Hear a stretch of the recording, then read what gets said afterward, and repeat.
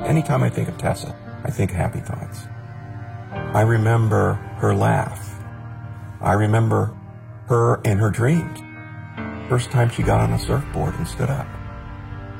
She looked like a little stick, olive oil on a surfboard.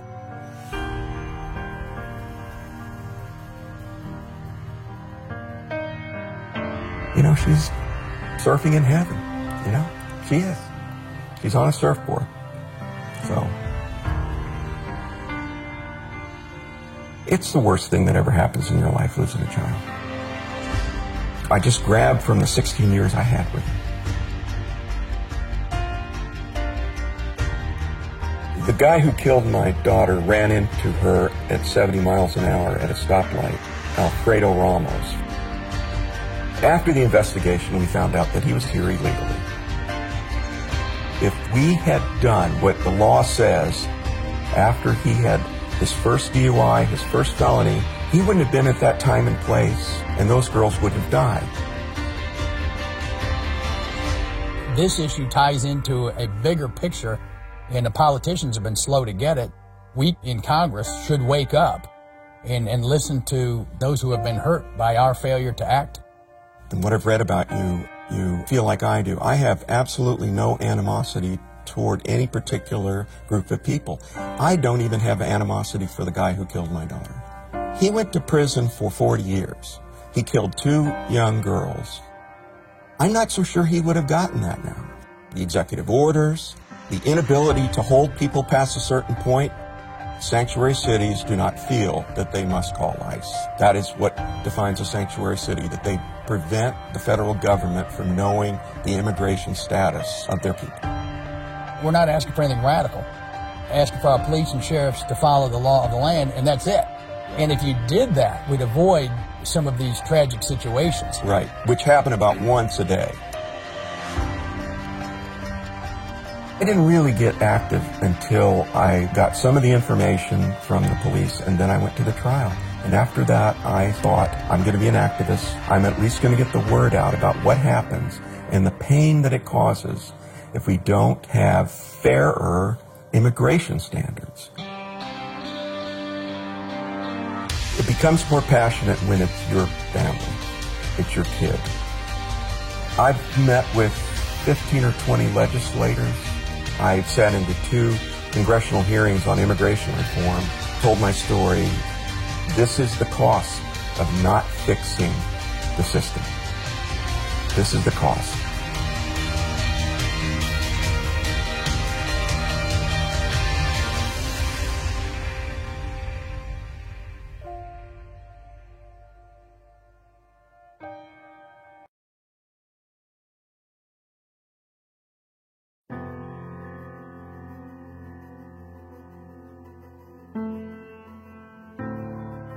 You have different bonds with your children. You do. My bond with her was amazing. To have her in my life, I felt honored.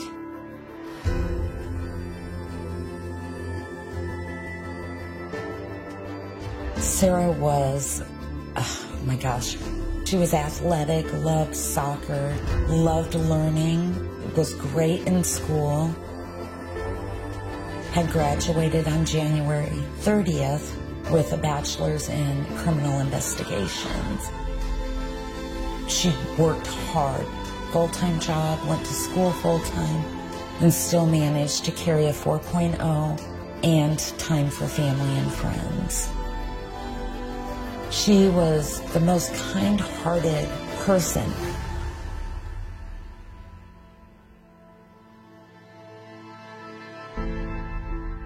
The night that Sarah was killed, she was at 33rd and L, and there's a stoplight. The light was red. She had just started to go. It had turned green when Mejia comes up over a little hill, racing another vehicle, and hits her at 70+ miles an hour. Omaha Police Department had been in contact with ICE, trying to get them to put a detainer on him. They had made several calls They even hand-delivered fingerprints and other information to ICE directly, so there was no chance of anything getting lost in the shuffle. At no avail. The judge set the bond for vehicular homicide at $50,000 and 10%. Bonded out and never been seen since. No accountability for anything. He's on the run. $5,000, he's gone. 11 weeks after Sarah was killed, there was another illegal Honduran drunk driver that hit and killed another person. 11 weeks after this happened to Sarah in Omaha, Nebraska. This is not an isolated incident.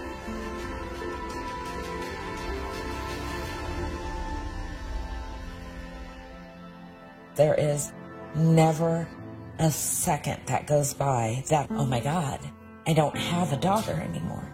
I don't have my baby. It never gets any easier. It just doesn't.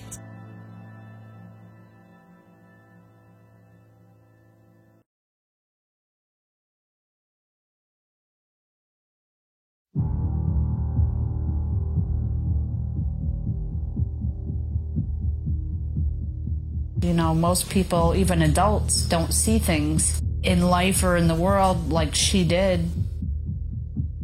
Totally different than anybody I've ever met. When she walked in the room, you're just drawn to her. One of a kind. In February 2015, 22-year-old Shaylee Estes offered a room to rent to a coworker who had just moved to Phoenix. Shortly after Russian national Igor Zubko moved in, they started dating, and Igor began pressing Shaylee to marry him. Igor's work visa had expired, and he saw marriage as a way to stay in the United States. Instead, Shaylee ended the relationship. Igor refused to move out, stopped paying rent, started drinking, and became violent. She went down to the courthouse to file for a restraining order to get him removed from the house since he wouldn't leave. Here she is at the courthouse telling them his visa is expired and he's threatening my life. He's not supposed to be in our country and he's threatening my life. They gave her the order of protection, but never did anything for him being here illegally. Even the police, his name should have popped something up and said, he's not supposed to be here any longer. He's overstayed his visa. Instead of just going and serving him with this restraining order, we're going to pick him up. Instead, on July 24, 2015, Igor waited with a gun he had purchased without an ID the day before. When Shaylee returned home from work, he shot her multiple times. Shaylee's roommate found her dead on the kitchen floor with gunshot wounds to the back, abdomen, and arms. Igor was arrested at the Phoenix International Airport and later pleaded guilty to Shaylee's murder. Nobody knew that this person was here on an expired visa. Somebody did not do what they were supposed to do, because he shouldn't have been here to even do this to my daughter.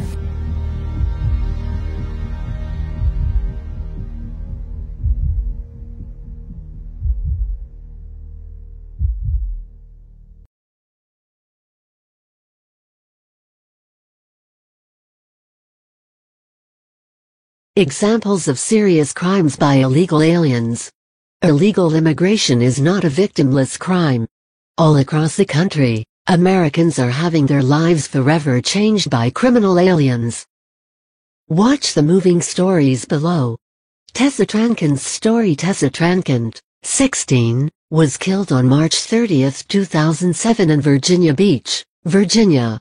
Tessa and her friend, Ollie Cunhart, were sitting at a stoplight when Alfredo Ramos, an illegal alien from Mexico who was intoxicated and speeding, rear-ended their car. Ramos had a history of prior convictions, but due to Virginia Beach's sanctuary policies, he was never detained. He was charged with 2 counts of involuntary manslaughter and sentenced to 40 years in prison. Sarah Root's story. Sarah Root, 21, from Omaha, Nebraska, was killed on January 31, 2016. Her SUV was rear-ended by Aswin Mejia, an illegal alien from Honduras, who was street racing. Sarah had just graduated from Bellevue University with a 4.0 GPA the day before she passed away. Omaha is in Douglas County, Nebraska, which has sanctuary policies that impede local law enforcement's ability to cooperate with ICE officers. Mejia was charged with motor vehicular homicide but posted bond to get out of jail and was released. He is still on the run. Shaylee's story. Igor Zubko, an illegal alien from Russia, killed Shaylee on July 24, 2015 in Phoenix, Arizona. Shaylee obtained an order of protection against Zubko just 10 days before her murder, but he entered her home and fatally shot her. Zubko entered the U.S. legally, but overstayed his visa and remained in the U.S. illegally. He is in police custody and faces first-degree murder charges. Tessa Trenk and Sarah Root. Shaylee Estes. More stories. Drew Rosenberg, 25. Drew Rosenberg. Roberto Gallo, an unlicensed driver from Honduras who entered the U.S. illegally but earned temporary protective status (TPS), killed Drew Rosenberg, a second-year law student, on November 16, 2010 in San Francisco, California. Rosenberg was riding his motorcycle when Gallo ran over him 3 times with his car. Gallo was convicted of vehicular manslaughter and sentenced to 6 months in jail. ICE refused to deport him and he was released after serving only 43 days. Thanks to the Rosenberg family's activism, Gallo was finally deported on April 4, 2013. The number one responsibility of the federal government is to protect the citizenry. We have been betrayed by successive administrations who have allowed campaign contributions and votes to supersede that responsibility, with the result being the deaths of tens of thousands of our loved ones. Don Rosenberg, Drew's father. Grant Ronbeck, 21. Grant Ronbeck Apolinar Altamirano, an illegal alien from Mexico, murdered Grant Ronbeck on January 22, 2015 in Mesa, Arizona. Ronbeck was shot over a pack of cigarettes while he was working his shift at a convenience store. Altamirano was out on bond from a previous conviction while ICE determined whether he should be deported when he killed Ronbeck. My son's death was completely preventable. Obama's immigration policies cost my son his life. Steve Ronbeck, Grant's father. Recommended fairish brief, criminal aliens. Chronology. Examples of serious crimes committed by illegal aliens. These cases are not representative of the illegal alien population in general, but demonstrate that better prevention of illegal immigration is a public safety issue. The following crime information is gathered from various news sources, and refers to crimes other than terrorism. The criminal aliens mentioned are all identified as being in the country illegally. Many of them had come into the hands of law enforcement agencies prior to the crime that is described, and were not deported, or in some cases, deported but re-entered the country. 20,162,015 Archive. October 2016, a previously deported illegal alien is jailed in Michigan after admitting to strangling his girlfriend. Raul Perez had been deported to Mexico in 2004 and again in 2005 after a judge found him guilty of illegal re-entry. He also had been in police custody 5 days before the murder for driving under the influence. The local authorities established his identity from his fingerprints. He was using an assumed name, but according to a news account, there was no request from ICE that he be detained, perhaps because he was detained on a weekend. ICE has now issued a detainer request for whenever Perez is released. Woods, Channel 8, Grand Rapids, Mich. September 2016, Cecil Burrows, an immigrant from India, is due to be deported following more than 3 years imprisonment for his involvement in orchestrating a gang rape in his home in 2012. Washington Post, September 25, 2016, September 2016, a British illegal alien, Michael Steven Sanford, pled guilty in Nevada to possession of a gun that he tried to take from a policeman, and disrupting an official function, a campaign rally by GOP presidential candidate Donald Trump. Sanford said he was attempting to kill the candidate. A psychiatrist found that Sanford was delusional, according to an AP report. Sentencing guidelines call for 18 to 27 months in prison. Daily News. September 13, 2016, August 2016, 2 Salvadoran illegal alien gang members were convicted of murder in the Virginia suburbs of Washington, D.C. José López Torres was convicted of a brutal stabbing death of another MS-13 gang member suspected of being an informer. He was sentenced to life imprisonment plus 20 years. According to the Washington Post, his conviction was part of a sweeping federal case against Northern Virginia members of the El Salvador-based gang, in which 6 defendants pleaded guilty and 6 more were found guilty at trial. The other just convicted Salvadoran was Jesus Alejandro Chavez, who was sentenced to 2 life terms, plus 10 years for 2 murders.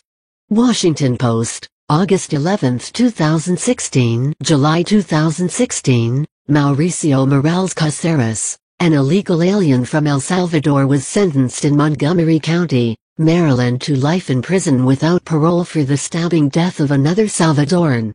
Morales identified himself as an MS-13 gang member, and testimony indicated he had no remorse for his crime. Washington Post, July 15, 2016, June 2016, Heraldo Castillo Serrano, a Guatemalan illegal alien, was sentenced to 15 years in prison in Ohio for forced labor conspiracy, forced labor, witness tampering and encouraging illegal entry into the country. Castillo paid smugglers to smuggle teenage Guatemalan youth into the country under the promise of getting them into school and then put them to work as indentured servants in an egg farm. Fox News Latino, June 27, 2016, June 2016, a Mexican illegal alien, Juan Carlos Sepulveda Castro, was sentenced to 2.5 years in prison in Idaho for threatening people with an assault rifle. The news report notes that illegal aliens are prohibited from possessing a firearm. Pocatello TV Channel 8, June 2016, 11 illegal alien members of the Salvadoran MS-13 gang have been convicted of a series of crimes including murder. Jorge Enrique Moreno Aguilar, Juan Alberto Ortiz Aurelán and Minor Perez, all from Maryland, were convicted in mid-May of murder and conspiracy in a racketeering enterprise. MRC-TV, May 24, 2016, New Jersey gang members Santos Reyes Villatoro, Mario Oliva, Roberto Contreras, Julian Emozi Aguilar, Hugo Palencia, Jose Garcia, Cruz Flores, and Esau Ramirez were convicted in late May in New Jersey of various murder, racketeering and firearms crimes. MRC-TV, June 2, 2016, May 2016, illegal aliens, Reynal Vergara and Edson Benitez, pled guilty to second-degree murder for the death of a 90-year-old Minnesota man they beat and tied up while they stole from his home, leaving him to bleed to death. Breitbart News, May 11, 2016, April 2016, a Salvadoran illegal alien, Mauricio Morales Caceres, was convicted of first-degree murder in Maryland and sentenced to life imprisonment. Washington Post, April 30, 2016, March 2016, Juan Razo, a Mexican illegal alien living in Painesville, Ohio, agreed to plead guilty to a crime spree that included the shooting death of a 60-year-old woman, attempted rape of a 14-year-old girl, kidnapping and burglary. His plea was to avoid the death penalty and accept a life sentence. Cleveland.com, March 4, 2016, February 2016, 3 illegal aliens from Mexico were sentenced to federal prison for alien smuggling and illegally re-entering the U.S. after previous deportations. One man was sentenced to 57 months, another will serve 24 months, and the last man was sentenced to serve 12 months and 1 day in prison. U.S. Immigration and Customs Enforcement, February 2, 2016, January 2016, An illegal alien from Mexico was sentenced to nearly 6 years in prison after having been convicted for transporting illegal aliens, which resulted in the death of 2 illegal aliens. U.S. Immigration and Customs Enforcement, January 20, 2016,